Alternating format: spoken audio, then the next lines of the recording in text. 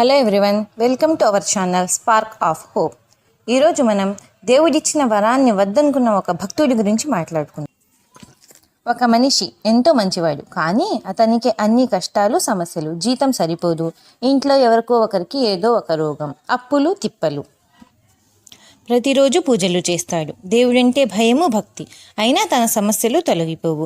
ఇతనికి తెలిసిన వాళ్ళందరూ, నువ్వు ఎంతో మంచివాడివి, పూజలు చేస్తావు, నీకేమీ కాదు, నీకంతా మంచి జరుగుతుంది అని అంటుంటారు. కానీ అతనికి దేవుని మీద రోజు రోజుకి నమ్మకం తగ్గిపోతూ ఉంటుంది. ఒకరోజు రాత్రి, దేవుడా, నేను ఏ పాపం చేశాను, నాకెందుకు ఇన్ని కష్టాలు, చెడ్డ పనులు చేసే వాళ్ళందరూ బాగున్నారు, నేను ఇంతగా నిన్ను కొలుస్తాను, నిన్ను ప్రార్థిస్తాను, అయినా నాకెందుకు ఇన్ని కష్టాలు అనుకుని, దేవుడా, నువ్వు నాకు దర్శనం ఇవ్వాలి, ఈరోజు నువ్వు నాకు కనిపించాలి అని మనసులో బాధను పెట్టుకొని కళ్ళలో నీళ్లను కారుస్తూ నిద్రపోతాడు.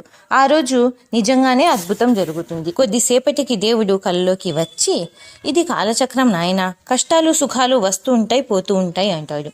లేదు దేవుడా, ఈరోజు నా కష్టాలు తీరిపోవాలి, నువ్వు నాకు వరం ఇవ్వాలి, ఈరోజు నేను నిన్ను వదలను అంటాడు. అప్పుడు దేవుడు, అయితే సరే, ఊరి చివర ఒక పెద్ద చెట్టు ఉంది కదా, దాని కింద నీకు కావాల్సిన కోరికలు సమస్యలను అన్నింటినీ ఒక్కోదాన్ని ఒక్కో చీటిలో రాసి అన్నిటిని కలిపి మూట కట్టి చెట్టు కింద పెట్టు, నీ సమస్యలన్నీ పరిష్కారం అవుతాయి.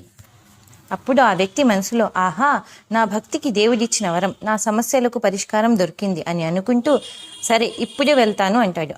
అప్పుడు దేవుడు, కానీ దానికి ఒక షరతు ఉంది, నీ మూటను అక్కడ పెట్టి వచ్చేటప్పుడు ఒక మూటను తీసుకుని రావాలి, ఇది నేను నీకు ఇచ్చే ఎక్స్చేంజ్ ఆఫరు అంటాడు. అప్పుడు అతను, ఆహా, ఇక నా బాధలన్నీ తొలగిపోతాయి, నా కోరికలన్నీ తీరిపోతాయి అని ఎంతో ఉత్సాహంతో ఆనందంతో తన కోరికలన్నింటినీ ఒక చీటీలో రాసి మూట కట్టి తీసుకొని పోతాడు. అతనికి తిరిగి వచ్చేటప్పుడు ఒక మూటను తీసుకురావాలని గుర్తుకొస్తుంది. అప్పుడు అతను అన్నిటికన్నా చిన్న మూటను వెతికి తీసుకుంటాడు. అందులో నీకు ఇష్టమైన వాళ్ళు నీకు లేకుండా పోతారు అని రాసి ఉంటుందేమో అని పక్కన పడేస్తాడు. మరొక దాన్ని తీసుకుంటాడు. అందులో నీవు ఇక జీవితాంతం అనారోగ్యంతో ఉంటావని రాసి ఉంటుందేమో అని భయపడి పక్కన పడేస్తాడు. దేవుడా, నాకే వరం వద్దు, నా మూటను నేనే తీసుకుని వెళ్తాను అని అంటాడు. ఇదే కదా నేను నీకు చెప్పాలనుకున్నది, ఆలస్యంగానైనా నీ తప్పు నువ్వు తెలుసుకున్నావు. జీవితంలో ఎన్నో సమస్యలు, కష్టాలు, ఛాలెంజెస్ వస్తూ ఉంటాయి. కానీ ప్రశ్న ఏమిటంటే, దానిని ఎదుర్కోవడానికి మీరు సిద్ధంగా ఉన్నారా?